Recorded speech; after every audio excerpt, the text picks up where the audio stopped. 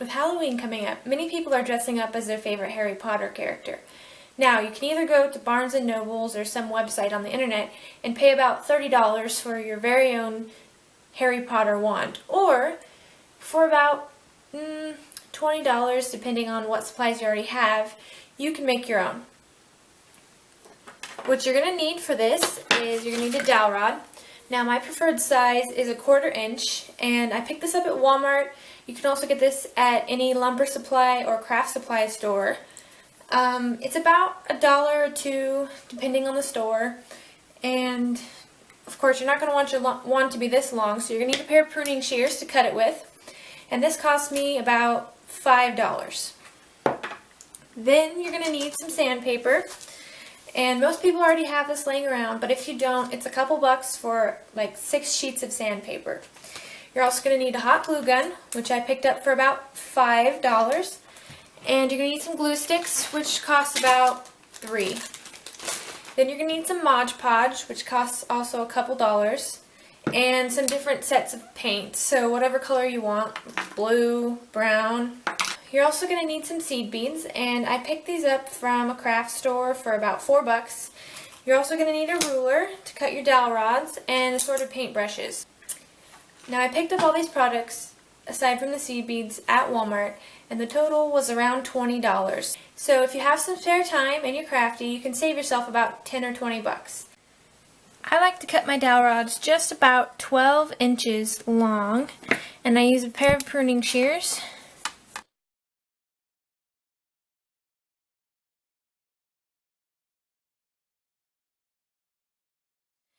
And if you can see, the edge is a little rough, so I like to take a piece of sandpaper and smooth it down a little bit so that it doesn't give you any slivers.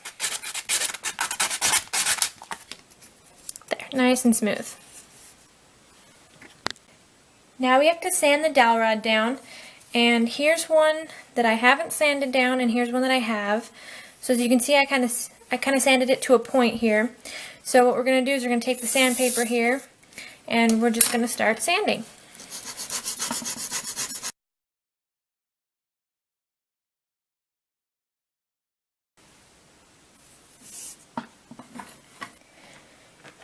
Now I want to add a little texture to my wand, so I'm going to take my hot glue gun, and I'm going to squeeze the trigger slightly while running back and forth on the wand.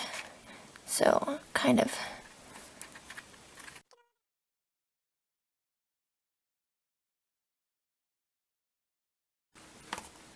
There we go. And once this dries, it'll give it a kind of rough look to it, so it looks more like actual wood.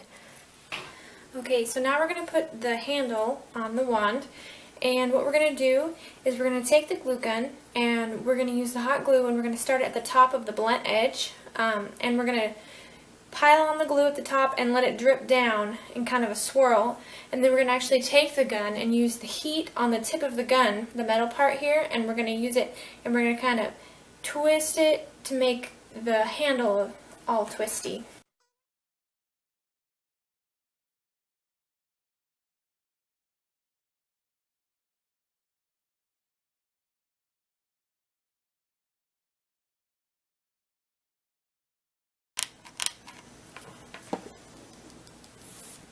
Now we're going to use the tip of the glue gun to melt a spiral pattern into the handle here, and we're just going to start at the top, and we're going to go slowly, letting the hot metal melt into the still kind of soft wax, and we're just going to twist in a swirl here and keep going and going until we get to the end and we run out of glue. A nice little spiral. Okay, so what we're going to do next is we're going to add a little spiral of beads to the end, and this will kind of give the wand a kind of porous look to it, and we can paint the beads actually a really cool color at the end. And now I'm going to add a line of hot glue, a little twirl to the end of the wand.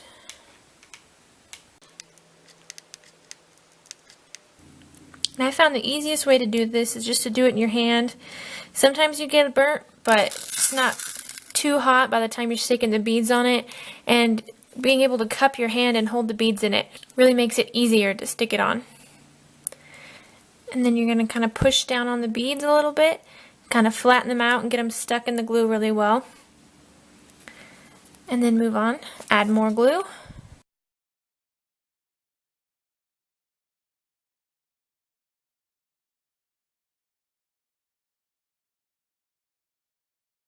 So here it is all finished up. Here's the spiral of beads.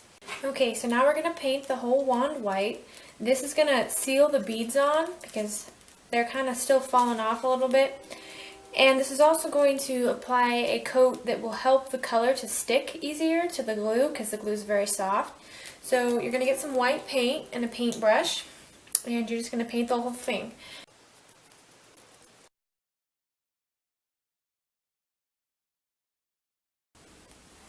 Now you have to let it dry for about probably 15 minutes or until the paint is dry. There's many different colors you can paint your wands when you're done.